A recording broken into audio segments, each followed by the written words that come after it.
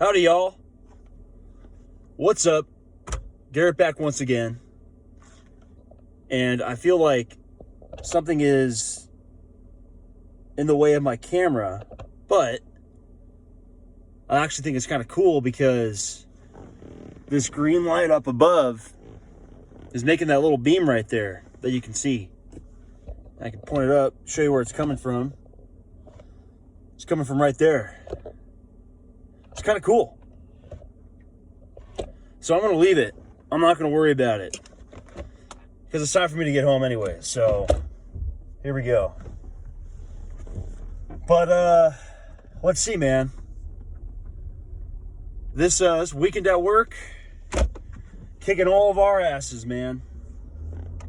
Kicking each and every one of our asses equally. Everyone is getting their asses kicked. Doesn't matter what position you're in. Doesn't matter if you're a busser. Doesn't matter if you're in the kitchen. Doesn't matter if you're a server or a bartender. Or if you're a barback, which is what I'm doing right now. I'm barbacking. Or the manager. We're all getting our asses kicked equally. So that's what's new. But yeah, I'm tired. Definitely need to get home, and I gotta stay healthy. Really stay healthy these next few weeks, because it's gonna be real busy over Christmas Eve. I'm gonna be working a lot of days. I expect most of those days to be really busy, long days.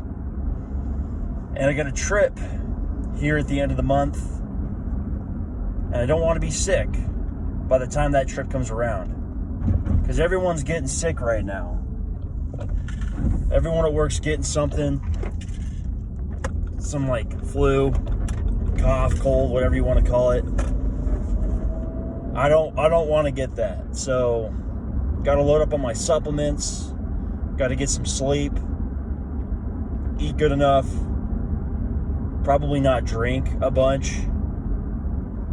So by the time I go on my trip, and I'll be going out to Chicago and Wisconsin,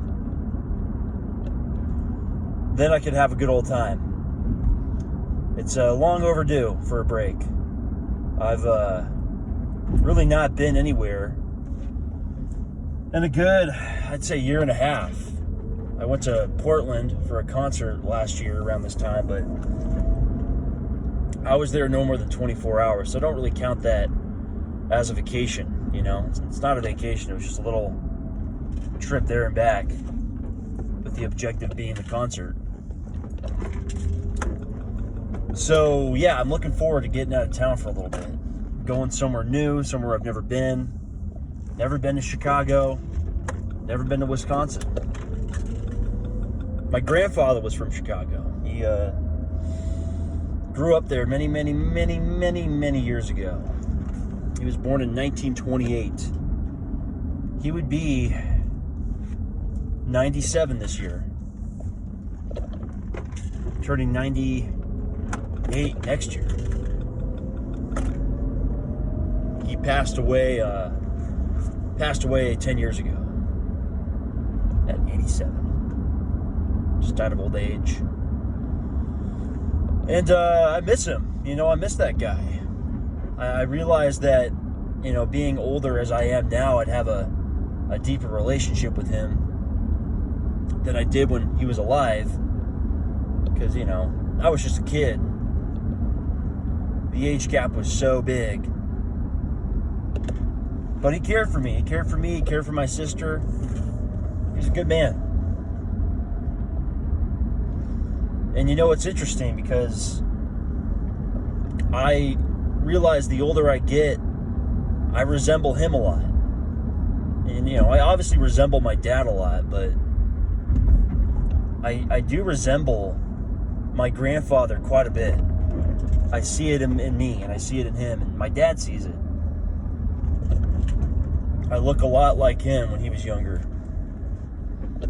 And you know, it's interesting too, because also with the older I get, you start to realize you're a lot like your dad. You know, you're a lot like your dad.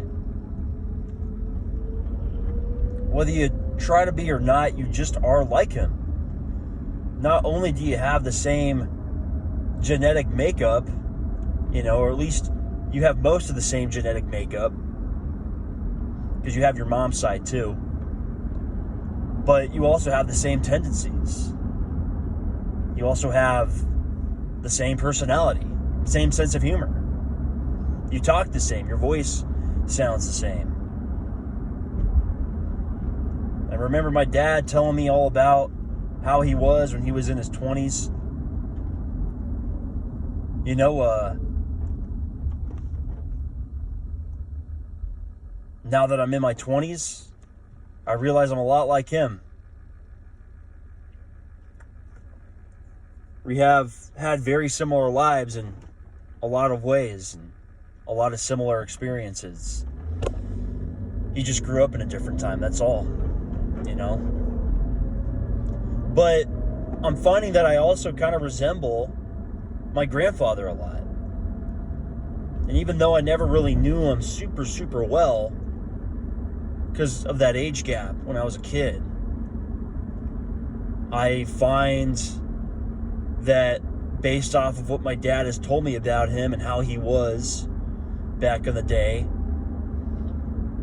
I see a lot of similarities, you know? My grandfather was never, he was never one that wanted to be married.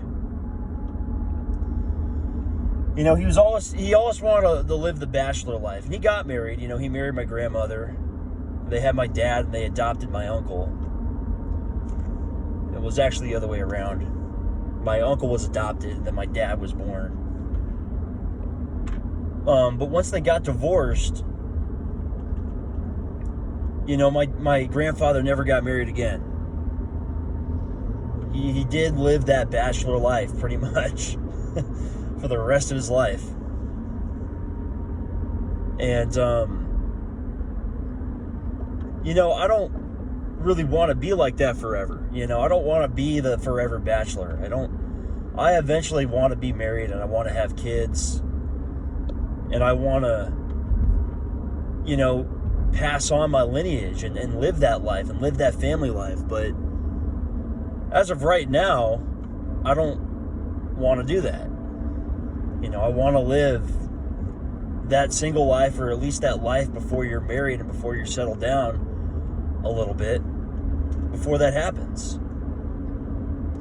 And of course, you know, life always takes directions that you are never prepared for and you never expect.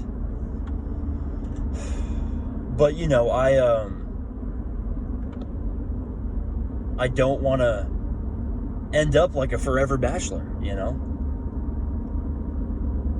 Because for the people out there, for the guys out there that want to live like that, it's all cool, fun, and games until you hit old age. And there's really nobody there to care for you. And there's nobody there to look out for you and you know, kind of, you know, come in and I'm trying to think of the right word, but kind of mitigate some of the stuff that you're doing to yourself that probably isn't all that good for you. And for my grandfather, I realized, because he was a very healthy guy up until he hit about 80. He was, you know, living by himself. He was able to drive. He was able to do most things by himself. But, you know, the body ages. And I think for most people, once they hit 80, if you make it to 80, the body starts to break down. Come on. The body starts to break down. And if you have nobody there to look out for you, care for you, I mean, shit, dude. Life could be over pretty quick. And his health took a big, sharp decline after he turned 80, you know? And he passed away at 87. Never got married again, never lived that life again. He dated, obviously. He dated quite a bit of women throughout his time. And a few of those women, one that we know in particular, who was really like his last girlfriend, she wanted to marry him. She wanted to be with him. But he didn't. He didn't want to be married. And so it didn't work out. And that relationship eventually ended. And, I look at that situation and I realize if he had married, he would have had somebody there to look out for him. And he would have had somebody there to care for him when he got older and when his body started to break down. But he also would have had somebody there to just be with and connect with and, share experiences with. Which, if I had to take a guess, with him not having that, that's probably a big part of why he aged so quickly after he turned 80 and his body started to break down. At least part of the reason. Of course, there's age. Of course, there's other health-related things that, are different factors. But community, relationships, connections, memories, fun. Once life loses all those things, it loses your body. I really believe this. Your body starts to break down. And your mind can go to some weird places. Some dark, dark places. You get too caught up in your own thoughts. You get too caught up in your own world. And there's nobody else there to really give you a different perspective that could really help. That could just really help you. So, I don't know what the point of all that is, but it's just something I want to say. Something I want to talk about. Because I think a lot of us are headed that way without us really realizing it, More people are alone than ever. More people are isolated than ever. We're more connected than ever by technology and phones and the internet and computers. And, we're able to have friends all over the place. People that, if you think about it, we would have never met if it wasn't for the internet. If it wasn't for, this kind of technology that we have today. And I think that's not a bad thing. I don't think that's a bad thing. I think there is some good to that. There is some good to having those connections and having those friendships. And I think a lot of people have those friendships that are long distance friendships because they don't have any community of their own in their own communities. Their communities are just places they live and places that they work and places that they shop. But for a lot of people, those places aren't places they're really connected to. They're not a part of it. And they don't feel like they're a part of it. And so I think, and a lot of us have tried. We've tried to make connections in our community. We've tried to reach out to people in the community, but a lot of people aren't interested. They're more into themselves. They're more into whatever thing they have going on that really isn't in this reality of theirs. Wow, look at this Christmas setup. Holy shit. Now that's cool. That's probably the most Christmas lights I've seen in any house in town. That is sick. That reminds me of when I was a kid. Anyways, back to the whole thing I was talking about. You know, we don't feel connected to one another. We don't feel like we really bond with the people around us. At least a lot of us. Of course, I'm not speaking for everybody. But, you know, there's a reason why people look outside of where they live. They're looking outside of their communities because there really is no community there. You know, people don't talk to their neighbors like they used to. People don't interact in public like they used to. People don't reach out to one another like they used to. You know, it's kind of sad. And I felt it, you know, being somebody that's younger, who grew up throughout this time where social media has gone from being non-existent to being the thing that dominates our whole lives. You know, I've felt it and I've seen it. And, you know, I've partaken into that too. I have friends that are far away. I have friends that, you know, I never would have met otherwise. So, you know, I'm not mad about that. I think there's a blessing to it. You know, there's a serious blessing to a lot of this stuff. And, you know, I think God, or the Creator, or whatever you want to say that thing is, you know, allows things to happen for a reason. And so God allowed the complete takeover of tech to occur.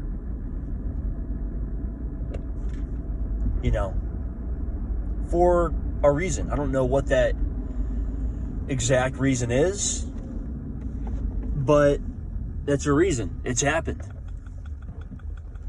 And I don't know what the future will bring. I don't know what will become of all this stuff in the years to come. But one thing is for sure, it's most likely going to just keep growing. And it's going to keep becoming more prevalent in people's lives. And it's going to become harder to live without this stuff.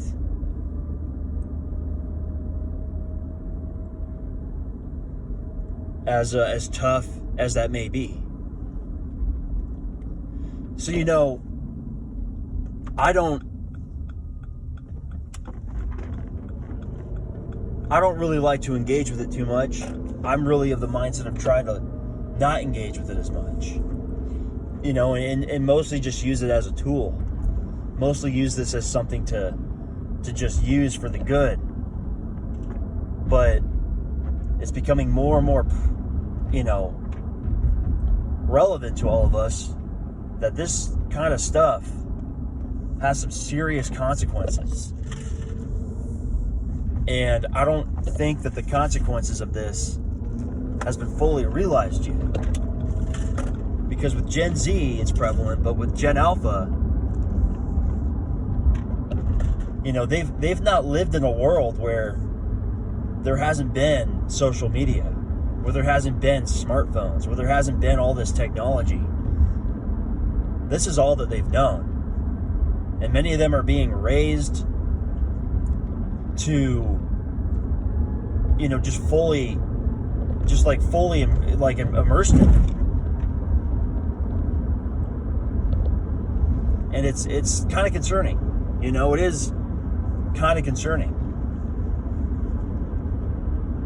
And I see a lot of parents with their kids at work or in other restaurants where the kid is just buried in their iPad, buried in their phone, while their parents just sit there and drink and go off and do other shit. And this kid is just left alone there with this device. And it's just, kind of crazy. So, I guess the message I want to bring this back to here is you need community, man. And you need people in your real life. And you need people that you can trust, that live in your community, that live in your town, that live in your city, that you can connect with, that you can feel something with. Maybe that sounded kind of weird. But that's going to become really important in the years to come. Really important for a lot of reasons. It's going to become like,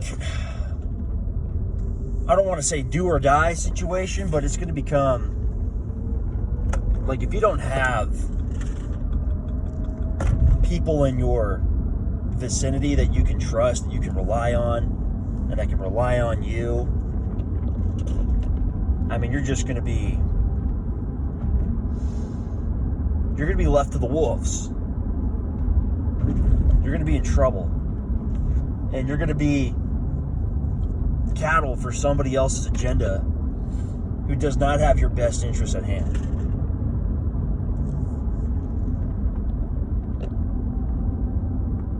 So community, man. And so, with me starting this whole video off talking about my grandfather and how he lived and who he was, we have free will. We can live in whatever way that we want. We can do whatever we want. We can be whoever we want to be. But it's important to realize that the older you get,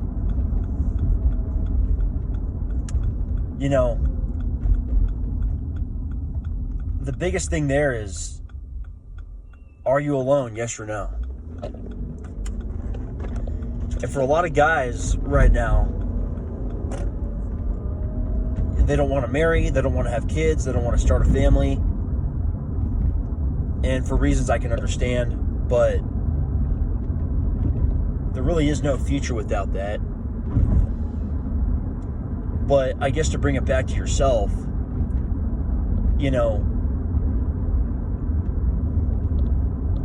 not having that as you age, life can start to feel pretty empty.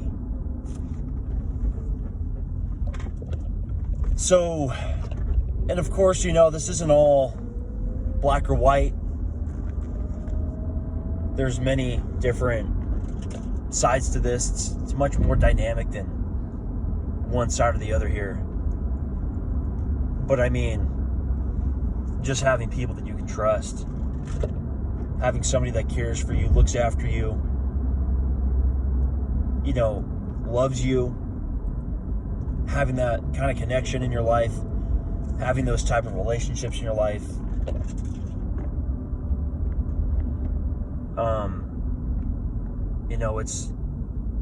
there's nothing more valuable than that. All the money, all the things, all the crazy wild experiences, as great as all those things can be, they're never going to satisfy you and bring you the level of fulfillment that good conversations, good relationships, good connections, good sex will bring you. So, we need a brotherhood. We need people. Lone wolf does not survive. And I guess it's all I can really say. Connection, community, critically important. And so, I guess I'll end this one there. Connection, community. Yeah. Shit's real important. Alrighty, I'm going to cut this one off. God bless. Take care. Amen. Peace.